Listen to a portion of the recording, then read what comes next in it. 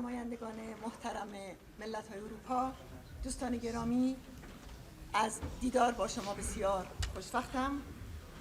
من امروز به خانه دموکراسی اروپا اومدم تا بر این حقیقت تاکید کنم که جنگ اصلی و جنگ تعیین کننده و سرنوشت ساز جنگ بین مردم ایران و دیکتاتوری دینی حاکم بر ایران است. رهایی از فاشیسم دینی و سلاح اتمی و نیروهای نیابتی و پایان دادن به جنگ تنها با سرنگونی رژیم استبداد دینی امکان پذیر است به دست مردم و مقاومت سازمانی یافته آنها. در شرایط خطیر کنونی که صلح و امنیت در منطقه و جهان به وضعیت ایران گره خورده، از جانب مقاومت ایران اعلام می کنم: 1. رژیم ولایت فقیه با پسر خامنه‌ای همان رژیمی است که بود، یعنی با همان هویت و ماهیت و کمترین ظرفیتی برای اصلاح و تغییر ندارد. این رژیم به رغم هر مانوری، تاکید میکنم به رغم هر مانوری، از برنامه بمبسازی اتمی و گروه‌های نیابتی دست بر نمی‌دارد و حیاتش به سرکوب وحشیانه مردم ایران وابسته است. 2.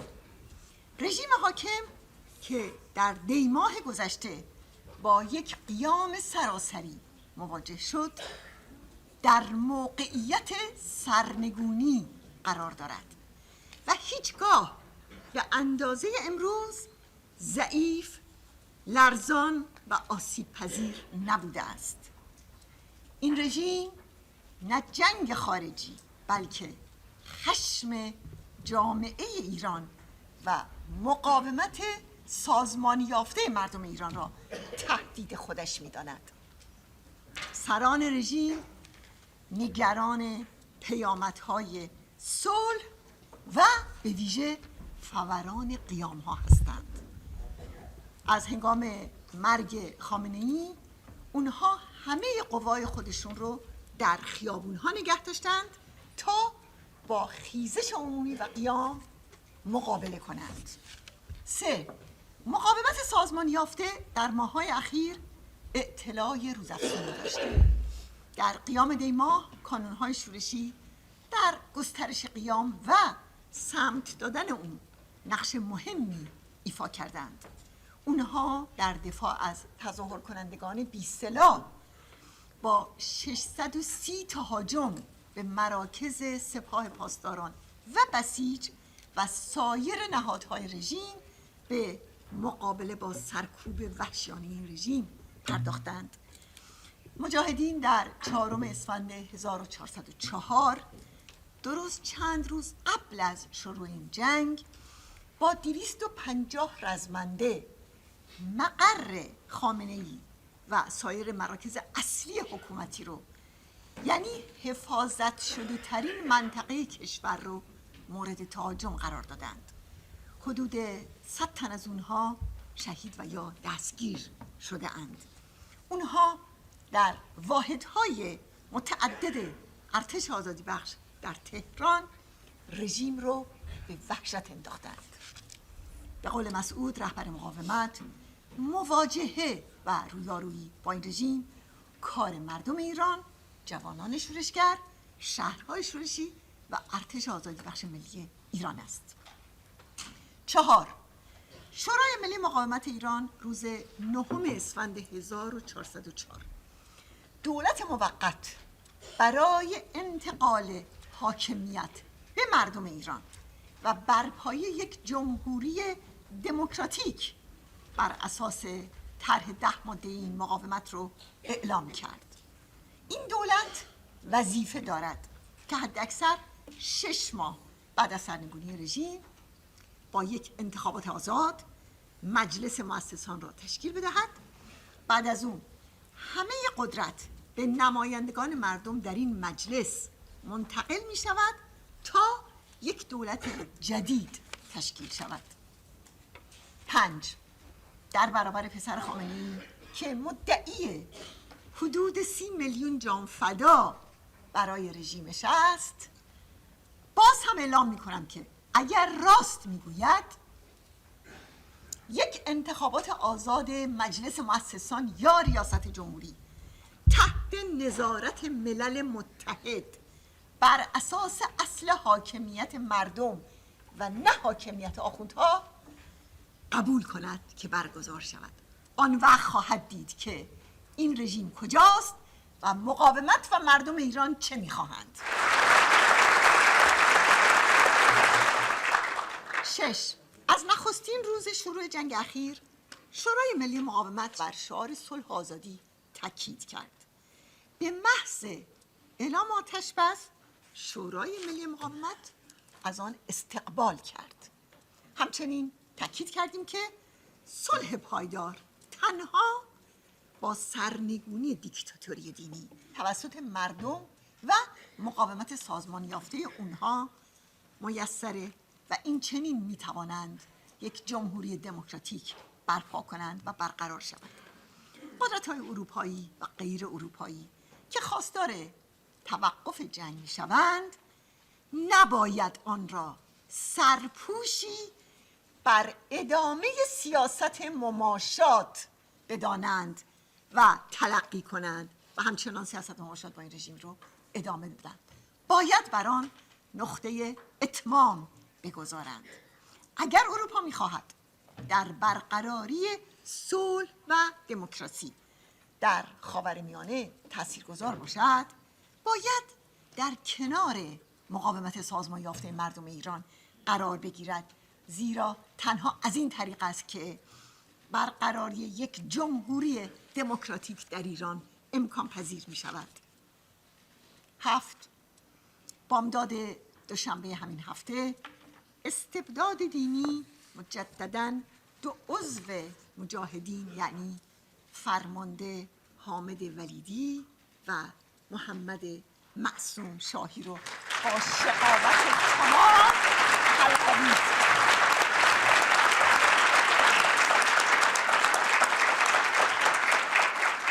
با این جنایت شمار اعضای مجاهدین که فقط ظرف 3 هفته گذشته اعدام شده‌اند به 8 نفر میرسد.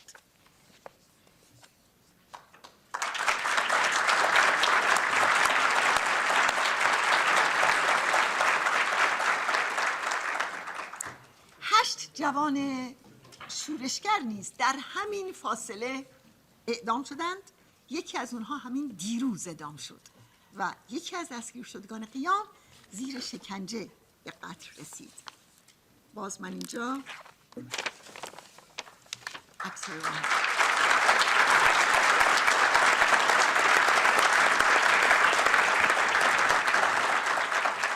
همزمان رژیم با موشکباران و حملات پهپادی به مقر احزاب کرد ایرانی شماری از پیشمرگان رو به شهادت رسونده. در 19 آذر سال گذشته در همین پارلمان من به احکام ناعادلانه اعدام که برای 18 نفر از اعضای مجاهدین صادر شده بود اعتراض کردم. عکس‌های اونها رو نشون دادم، به اسامی اونها اشاره کردم و خواستار اقدام فوری برای جلوگیری از اعدام اونها شدم. بعد گفت که آخوندها با استفاده از شرایط جنگی به اعدام‌های بی‌وقفه رو آوردن تا راه قیام‌ها رو ببندن. زندانیان سیاسی با تهدید کشتار روزافزون مواجه هستند. سکوت رهبران اتحادیه اروپا و دولت‌های عضو غیر قابل توجیهه و من امروز میخوام مجدداً اعتراض کنم که این سکوت دولت‌های اروپایی در قبال اعدام‌های روزمره که تا امروز ادامه دارد فقط آخوندها رو جری‌تر میکنه برای اعدام‌های هرچه سریع‌تر و بیشتر.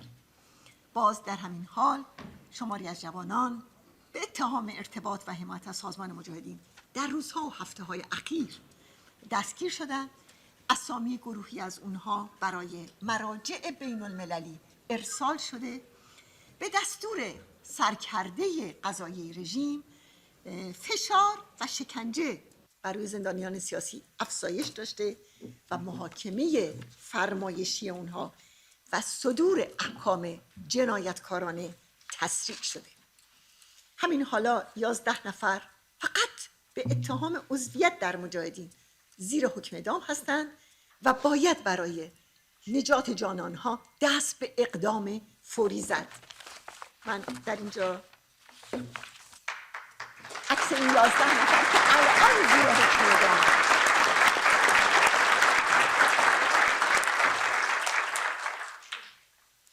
حرف ما این است که توقف اعدام ها در ایران به عنوان خواست تمام مردم ایران باید در هر توافق بین المللی گنجانده شود.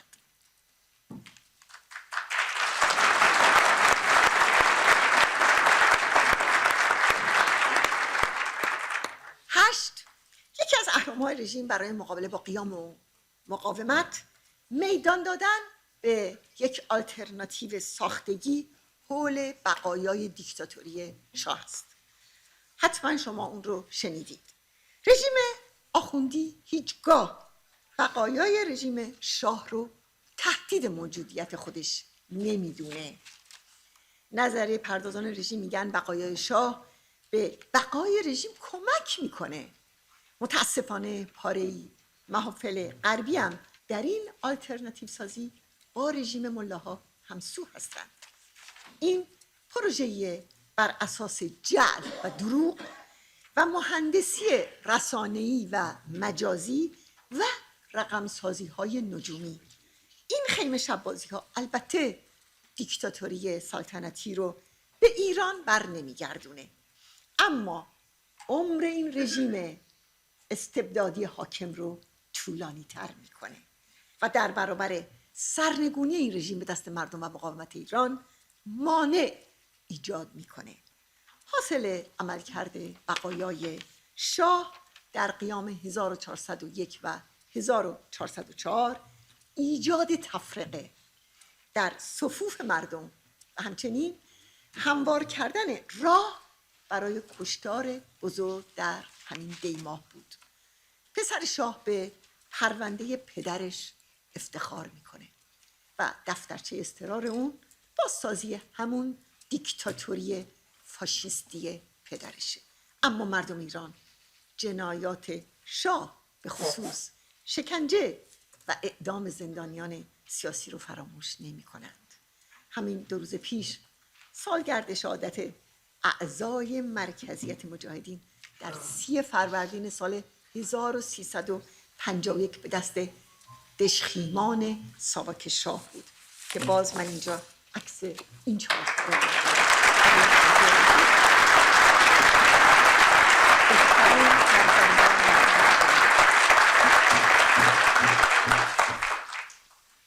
نمایندگان محترم، رژیم آخوندی ایران رو به فاجعه کشانده و صلح و امنیت منطقه و جهان رو تیره و تار کرده. پاسخ این رژیم مماشات یا جنگ خارجی نیست. پاسخ اون چنان که من بارها تکرار کردم قیام سازمان یافته و ارتش آزادی است. کسانی که فاکتور مردم و مقاومت رو در معادله ایران نادیده میگیرند با هر بهانه ای اونها به بقایای دیکتاتوری دینی امداد میرسانند و عمر اون رو طولانی میکنند و این نقطه کانونی سیاست مماشات است. همه میدانند که مهمترین مرز سرخی که رژیم به دولت‌های اروپایی دیکته کرده نزدیک شدن به شورای ملی مقاومت. پیروی از خواست رژیم یک خطای محاسباتی نیست، بلکه انتخابی است با پیامدهای سیاسی و اخلاقی. من میخوام تکرار کنم که پیروی از خواست رژیم که فاصله گرفتن از مقاومت ایرانه یک خطای محاسباتی نیست، بلکه انتخابی است با پیامدهای سیاسی و اخلاقی. در مقابل مقاومت ایران یک جایگزین دموکراتیک معرفی کرده. راه حلی که از 10 سال مبارزه ریشه‌دار مردم ایران برخاسته، مبارزه‌ای که هم دیکتاتوری سابق و هم دیکتاتوری فعلی رو نفی میکنه، یعنی هر نوعی از دیکتاتوری رو. این جایگزین در پی یک جمهوری دموکراتیک مبتنی بر جدایی دین از دولت، خودمختاری ملیت‌های تحت ستم، مشارکت فعال و برابر زنان در رهبری جامعه، به ویژه رهبری سیاسی، متکی به یک نیروی فداکار، رزمنده و مایه‌گذار در سراسر ایران که سپاه پاسداران رو آماج حملات خودشون قرار میدن، با یک تشکیلات گسترده که 60 سال سابقه و تجربه مبارزاتی داره و از ظرفیت سازمان دادن قیام مردم ایران برخورداره، از چنان ظرفیت سیاسی، اجتماعی و فرهنگی برخورداره که میتواند میان نیروهای سیاسی، ملیت‌ها و پیروان مذاهب گوناگون همبستگی ایجاد کند. حقوق مردم ستمزده بلوچ، عرب، کرد و ترکمن رو تضمین می کند. مسیر رفع تبعیض میان اهل سنت و شیعه و پیروان سایر مذاهب است و با دفاع از اصل آزادی پوشش و به خصوص نقش فعال و برابر زنان در رهبری سیاسی جامعه، نیروی زنان رو برای پیشبرد این هدف برمی‌انگیزد و برای رشد دموکراسی و کثرت‌گرایی راه باز می‌کند و بعد از سرنگونی رژیم امکان انتقال آرام، منظم و دموکراتیک قدرت به مردم ایران رو فراهم می‌کند، به نحوی که هرگز تجربه لیبی و عراق در ایران تکرار نخواهد شد و با این مقاومت نمی شود.